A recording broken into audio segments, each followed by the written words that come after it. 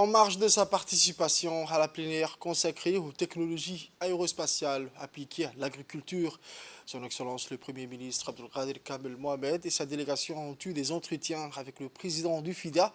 avec lequel il a été convenu de la mobilisation des ressources pour un certain nombre de projets à travers son leadership. Le FIDA, très attentif au programme résumé dans le pacte national de sécurité alimentaire soumis par la République de Djibouti, s'est engagé de faire le nécessaire et accompagner le pays pour mobiliser les partenaires financiers bilatéraux et multilatéraux autour de cet ambitieux programme. Enfin, il a été question des projets de développement sur la chaîne des valeurs pour lesquels le FIDA a introduit une requête auprès du Fonds vert pour le climat. Ce programme est toujours en instance d'approbation par le conseil d'administration du Fonds vert et Djibouti sera avisé de l'obtention du feu vert de cette instance de décision. De plus, Djibouti ne bénéficiant plus du guichet dont le Premier ministre a demandé au FIDA de reconsidérer l'allocation par cycle de Djibouti, le porter à 6 millions de dollars au lieu de l'enveloppe actuelle de 4 millions. Cette rencontre a été suivie par une réunion de travail avec la directrice exécutive du PAM.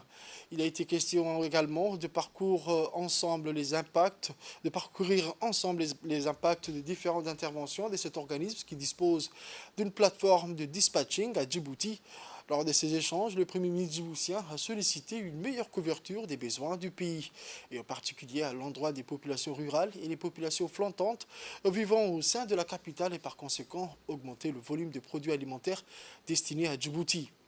Le Premier ministre n'a pas manqué de féliciter le PAM pour sa contribution auprès du ministère de la Solidarité pour l'appui alimentaire et le transfert monétaire. Il a exhorté le PAM à évoluer vers un processus basé sur une chaîne de valeur permettant l'autonomisation des bénéficiaires par graduation pour accompagner leur employabilité. Par exemple, la formule Cash for Work, plus incitative pour